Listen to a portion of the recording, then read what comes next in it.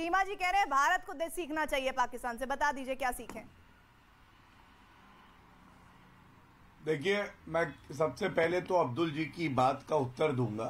अब्दुल जी ने बातों बातों में प्रीति जी जो कहा आपने ध्यान नहीं दिया। उन्होंने कहा कि इमरान खान सरेंडर कैसे कर दें।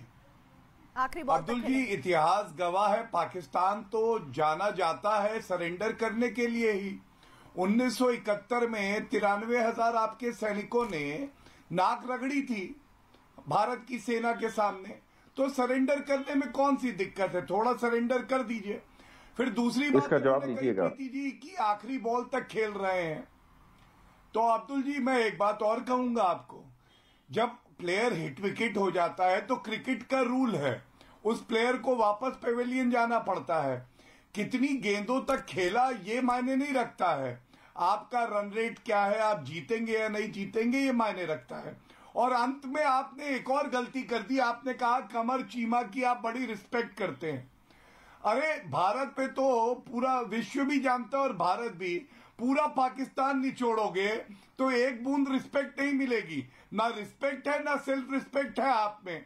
और मैं आपका अंदरूनी मामला है, लेकिन एक बात जरूर कमर भैया से कहूंगा, कमर भैया उतना ही लचको कि कमर न लचक जाए। एक बार पाकिस्तान टूटा था, श्री नरेंद्र मोदी जी प्रधानमंत्री हैं, ऐसा ना हो पाकिस्तान के इतने टुकड़े हो कि बच्चे कंचे की तरह उछाले, नेस्त नाबूद हो जाओ। जितने आपके यहाँ डॉक्टर इंजीनियर नहीं है ना, मैं बार बार कहूंगा, उससे ज्यादा आतंकवादी हैं। Hafiz Saeed, Dawood Ibrahim, Osama bin Laden, Ajmal Kasab की आज बात हो गई, तो कम से कम कुछ तो सीखो। लोकतंत्र है नहीं आपके यहाँ, और केवल बिकने के लिए तैयार है। और दिक्कत यह है प्रीति जी, कोई खरीदार नहीं है कि इसको लेगा कौन। ये फिदाई बॉम्बर है, जहां जाएंगे हमला करेंगे, बॉम्ब ब्लास्ट करवाएंगे, तो कौन इनकी मदद करेगा। जवाब दीजिए कमर चीमा जी। आपका हो गया, मैं रिस्पॉन्ड करना चाहूंगा। कमर चीमा जी से उन्होंने कुछ सवाल किए हैं। कमर चीमा जी, दुनिया से कर्ज आपका मुल्क लेता है, अर्थव्यवस्था एकदम से औंधे मुंह गिरी हुई है, डॉलर और रुपया का मुकाबला कर दे तो कहीं ठहरता नहीं है, आवाम नाराज है, सेना से तकरार है, विपक्ष पूरा घेर रहा है।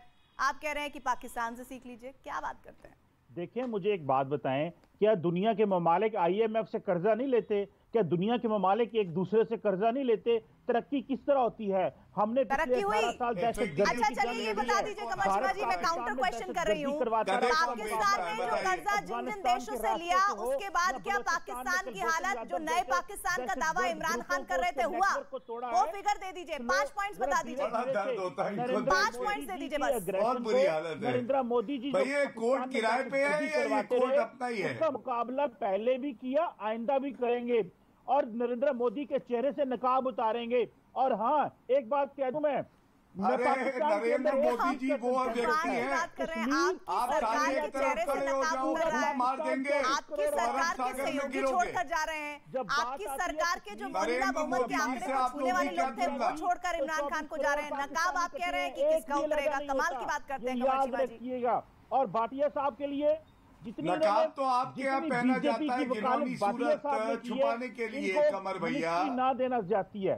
कमर भैया, नकाब तो आपके यहाँ पहना जाता है। तो कमर चीमा जी आपको लग रही है श्री सच्चाई से जब रूबरू हुए तो किस तरह से आप बिलबिला रहे हैं, आप बातें क्या कर रहे हैं, आप कुछ भी लॉजिकल कह रहे हैं। सुनिश्चित किया, यूनाइटेड नेशन सिक्योरिटी काउंसिल के हम मेंबर हैं, आप कहाँ हो?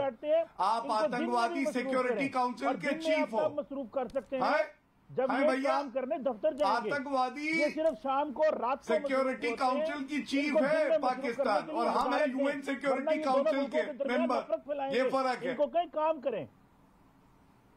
अरे आपसे नहीं संभल रहा पाकिस्तान, तो बताओ हमारे देश के बच्चे भी इतने होनहार है, पाकिस्तान को संभाल लेंगे, और आपके यहाँ बुजुर्ग भी नहीं संभाल पा रहे। भाटिया साहब, मैं बता रहा हूँ, इंडिया में कौन सी मैं आपको बताता हूँ, आज छठी सबसे बड़ी इकोनॉमी भारत है। सत्य नडेला कहाँ से आता है, सुंदर पिचाई कहाँ से आता है, बताइए। लोग इंडिया में, अरे आप तो भिखारी मुल्क हो। मैं नहीं, मैं आपसे कह रहा हूँ, इमरान खान को कह दो, जरूरत पड़ेगी अगर एक एक भारतीय ₹1 देगा तो 135 करोड़ रुपए आपको ऐसे ही दे देंगे। सिक्के 135 करोड़ दे देंगे एक एक रुपए के, और वो आपकी करेंसी में तो और ज्यादा हो जाएगा।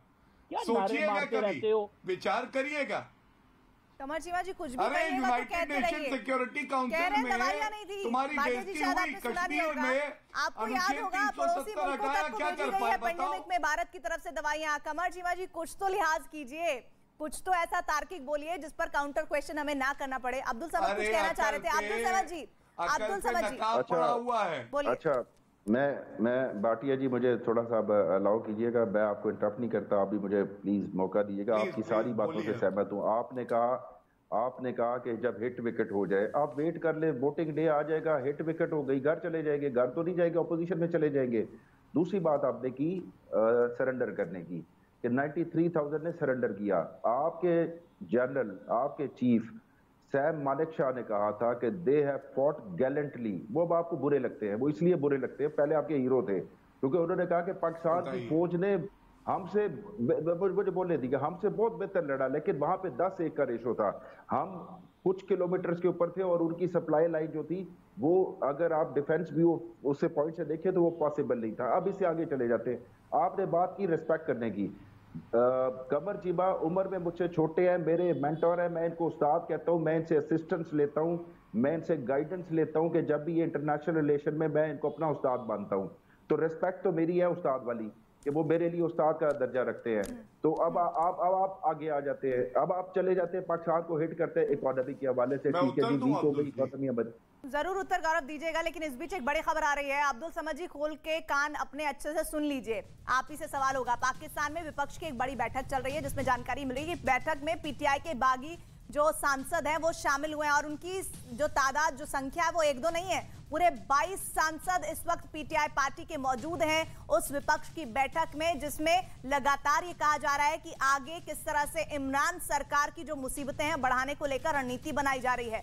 अब्दुल समद जी, आप कह रहे थे कि फाइनल डे आने दीजिए, अब क्या आप कीजिएगा? क्योंकि आप ये बार बार बताने की कोशिश कर रहे हैं कि हम खतरे में नहीं है, लेकिन खतरा तो साफ नजर आ रहा है। बैठक विपक्ष की और 22 सांसद पीटीआई के वहां पर मौजूद। अच्छा, मैंने आपसे कब कहा कि हम खतरे में नहीं है? मैं तो पिछले एक हफ्ते से एक सम्मानजनक विदाई होती है कि नहीं होती है? पाकिस्तान के इतिहास में एक और अध्याय आप लोग जोड़ने की तैयारी कर रहे हैं कि किस तरह से नो कॉन्फिडेंस मोशन में सरकार अपना जो समर्थन है वो गवा दे। देखिए, अगर हम इस तरह से गवाते हैं, देखें जो जब आप गवर्नमेंट सरकार आपके पास होती है, आपके पास स्टेट फंड होता है, आप उनके डेवलपमेंट फंड्स होते हैं, मल्टीपल, आप कैबिनेट को एनहांस कर सकते हैं, आप वजारतें दे सकते हैं, हम सबको खुश रख सकते थे। हम तो सबको खुश रख सकते थे, लेकिन हमने वो जो तरीकाकार था कि जिसमें हम उस तरह से स्टेट फंड को मिस यूज करते, इनको खरीदते, हमने नहीं किया। हमने कहा जान जाती है, हुकूमत जाती है जाए। जिस 25 साल का हम इनसे लड़ने के लिए आए थे, वो हम इस तरह के कंप्रोमाइजेस करके इनके साथ अगर बैठ जाएंगे ऑपोजिशन वाले तो।